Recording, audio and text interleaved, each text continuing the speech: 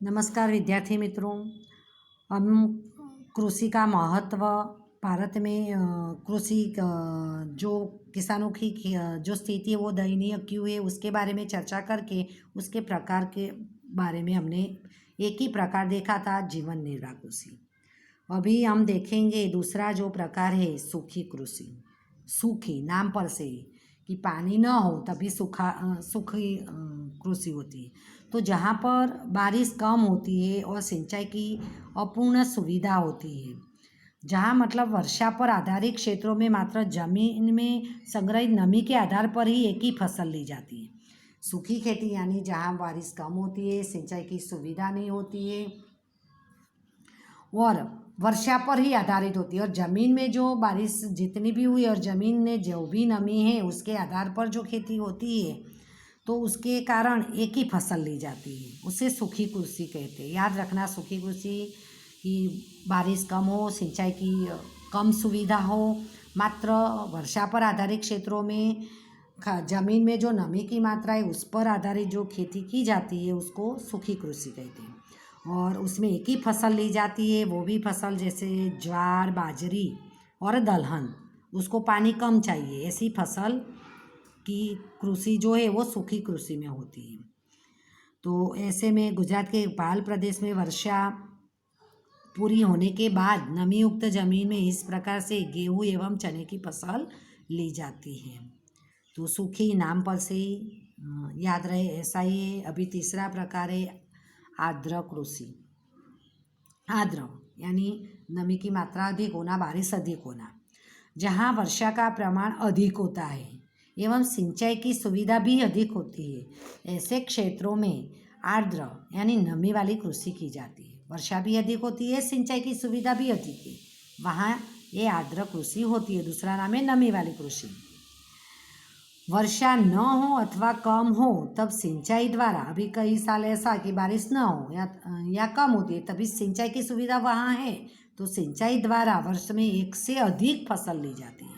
सूखी कृषि में हमने देखा था एक ही फसल ली जाती है, जबकि आर्द्र कृषि में एक से अधिक फसल ली जा सकती है। और वो फसल में आपको याद रखना है कि जिसको ज़्यादा पानी चाहिए, धान को ज़्यादा पानी चाहिए, गन्ना, कपास और गेहूँ और साग सब्जी, ये आर्द्र कृषि में ये सभी फसल ली जाती है, याद रखना। अभी देखेंगे स्थलांतरित, उसका दूसरा नाम है झूम कृषि। स्थलांतर यानी एक जगह से दूसरी जगह, वो शब्द आप जानते हो। तो स्थलांतरित कृषि किसे कहते हैं उसके बारे में हम चर्चा करेंगे कि इस प्रकार की कृषि में जो पेड़ होते हैं उसको काट कर उन्हें जलाकर जमीन साफ कर वहाँ कृषि की जाती है। जो पेड़ ऐसे सूख गए हो, ऐसे हो या उसका विकास नहीं हो रहा है, ऐसे पेड़ों को काट कर या उनको जलाकर जमीन साफ कर दी जाती है और वहाँ खेती होती है। यहाँ 2-3 साल कृषि करते हैं, बाद में ज़मीन का उपजाऊपन घटने पर यह क्षेत्र छोड़कर फिर दूसरी जगह ऐसे पेड़ काटकर कृषि शुरू की जाती है, उसे झूम कृषि या स्थलांतरित कृषि कहते हैं। और उसमें कौन सी फसल ली जाती है तो धान्य फसलें यानी बाजरा, ज्वार, मक्का, गेहूँ, ऐसी फसल ली जाती है और साग सब्जी भी ली जाती है। यहाँ ये स्थलांतरित कृषि में जो कृषि उत्पादन होता है बहुत ही कम होता है।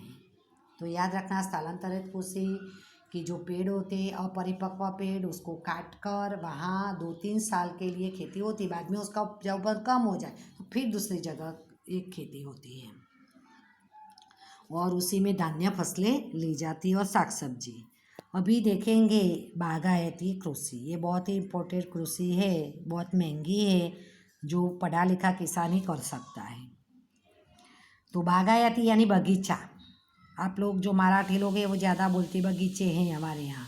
कृषि एक विशिष्ट प्रकार से होने वाली कृषि है, ये विशिष्ट प्रकार है। इसमें अभी बागायती कृषि में कौन सी फसल होती है तो रबर, चाय, कॉफ़ी, कोको, नारियल, उसके उपरांत फल में सेब, आम, संतरे, अंगूर, आंवले, नींबू, खजूर आदि फलों की अत्यंत अधिक रखरखाव के साथ कृषि होती है। रखरखाव यानी खर्च, ये फसल के लिए बहुत सारा खर्च होता है।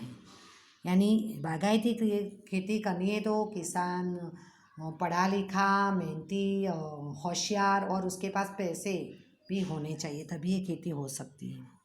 इस प्रकार की कृषि में अधिक पूंजी, आया ना, ज़्यादा पैसे चाहिए। पूंजी निवेश यानी पैसे अधिक लगते हैं। कुशलता, किसान होशियार, तकनीकी ज्ञान होना चाहिए, उसके पास यंत्र, ट्रैक्टर या उसके बहुत सारे खेती में काम आने वाले जो यंत्र है वो, खाद, सिंचाई की सुविधा, परिरक्षण यानी जो फसल के लिए बीमा वगैरह जो होता है, संग्रह करने की जगह, ये जो फसल ये सेब वगैरह फल वगैरह होते हैं तो उसको संग्रह करने के लिए कोल्ड स्टोर चाहिए वगैरह।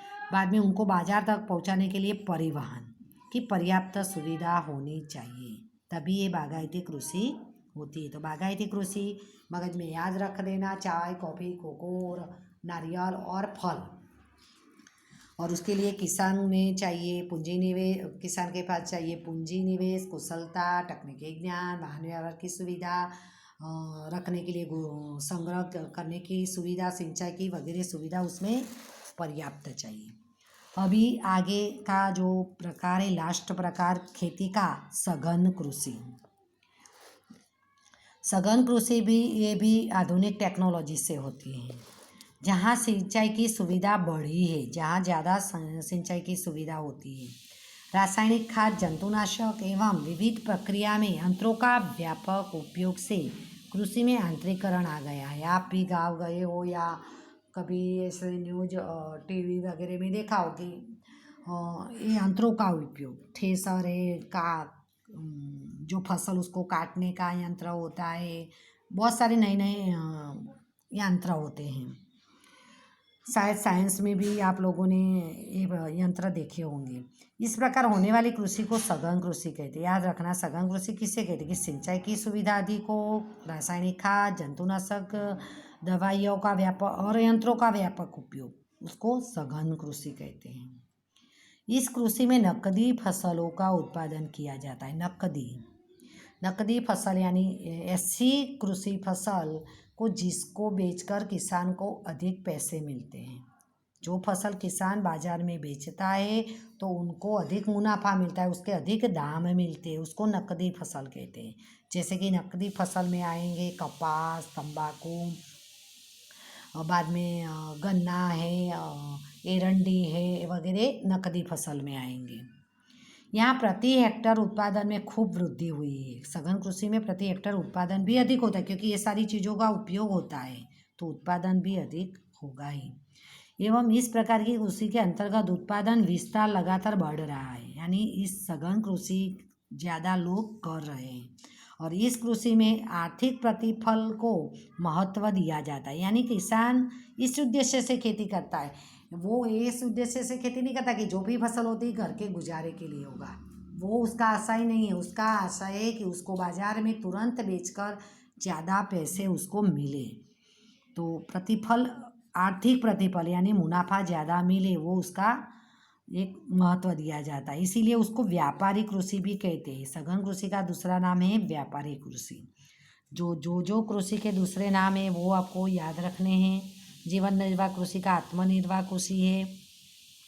आर्द्र कृषि का दूसरा नाम नमी वाली, स्थलांतरित का दूसरा नाम झूम कृषि है, और सघन कृषि का दूसरा नाम व्यापारिक कृषि है। तो आज हम यहाँ तक ही पढ़ेंगे। कृषि प्रकार एकदम ईजी है, पॉइंट याद रखना, और उसके अंदर उसके रिलेटिव ही आते हैं, वो 1-2 बार पढ़ोगे तो याद हो जाएगा।